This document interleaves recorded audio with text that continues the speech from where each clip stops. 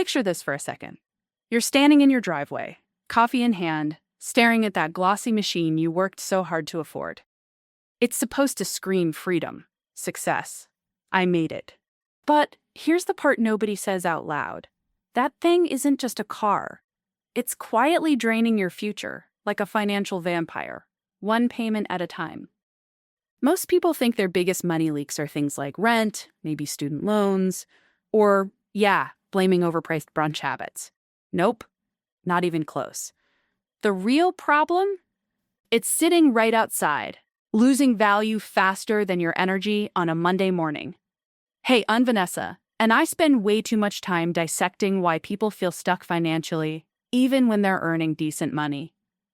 If you're tired of working harder but getting nowhere, stick with me, because what I'm about to break down will flip how you see money completely.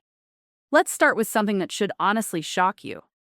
Americans owe over $1.60 trillion in auto loans. Trillion, with a T. That's more than the entire economic output of a bunch of countries. And there are over 100 million car loans out there right now.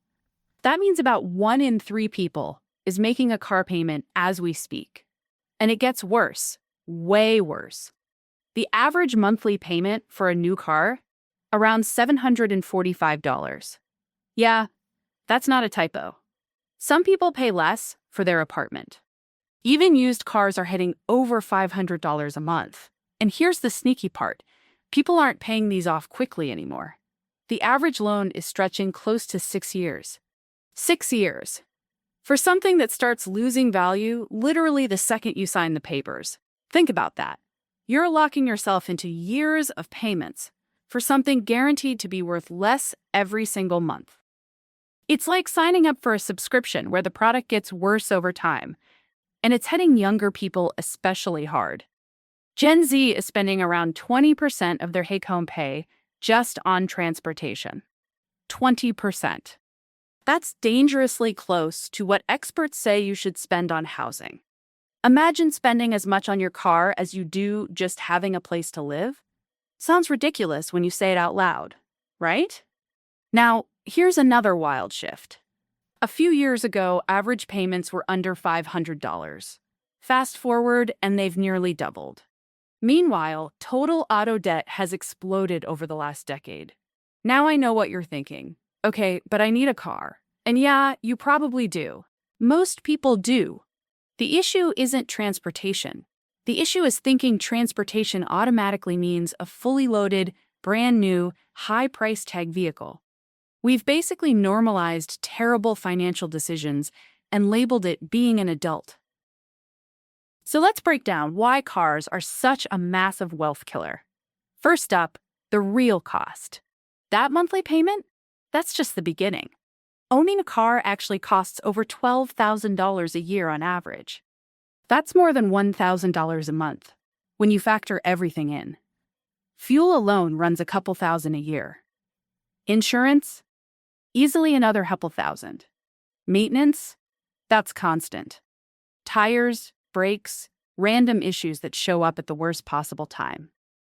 You finally feel like you're getting ahead financially, and boom, your car decides it needs a $900 fix out of nowhere. Classic. And here's the brutal truth. Every dollar you put into that car, it's gone. Not growing, not building anything, just disappearing. Now, let's talk about the real villain, depreciation.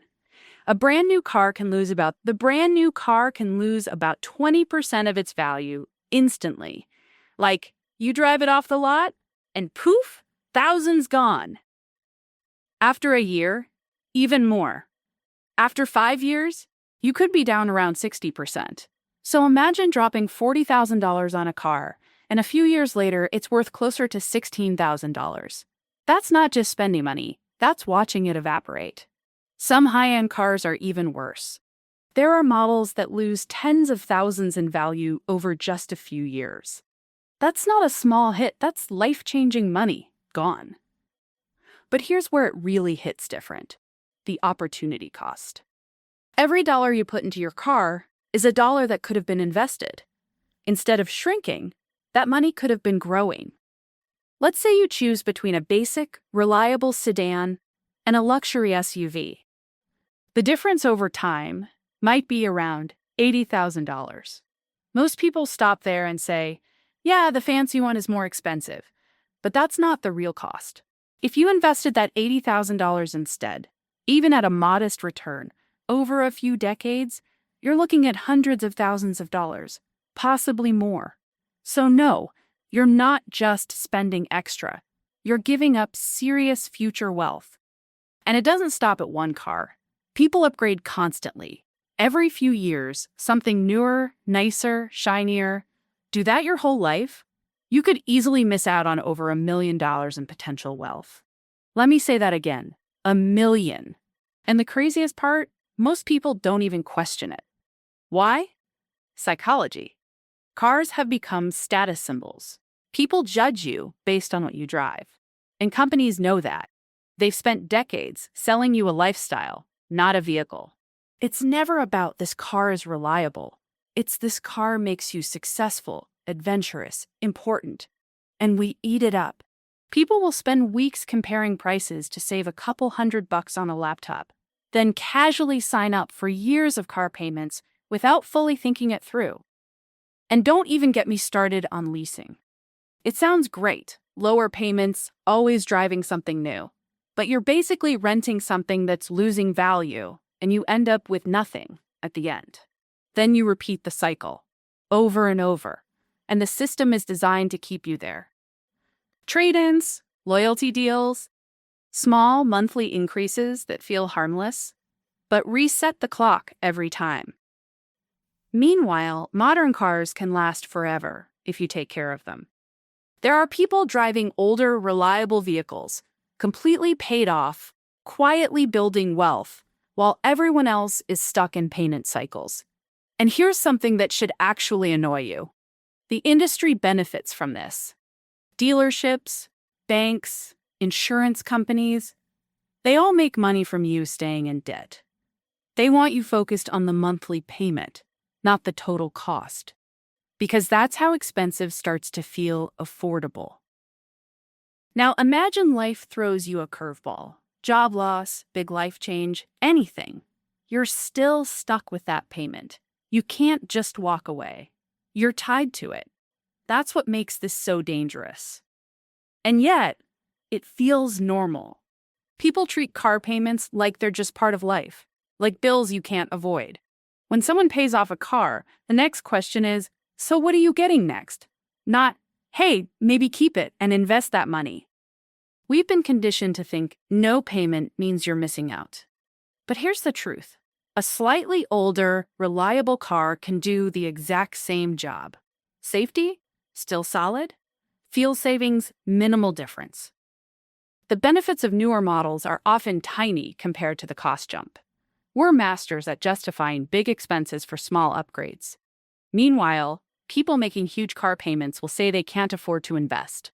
But when you add it all up, payment, insurance, fuel, that's easily over $1,000 a month. Invest that instead, you're looking at serious long-term wealth. Instead, people stay stuck, working jobs they don't love, just to afford a car that keeps them stuck there. It's a cycle, and it's kind of genius, just not for you. And the wildest part, we've accepted it. But here's the flip side nobody talks about. When you don't have a car payment, your life changes. You have flexibility, options, breathing room. You can take risks, invest more, sleep better. Your car should support your life, not control it. So next time you're sitting in a dealership, being told you deserve the upgraded package, just remember, every extra dollar you spend there is a dollar that can't build your future. And trust me, future you would much rather have freedom than heated seats.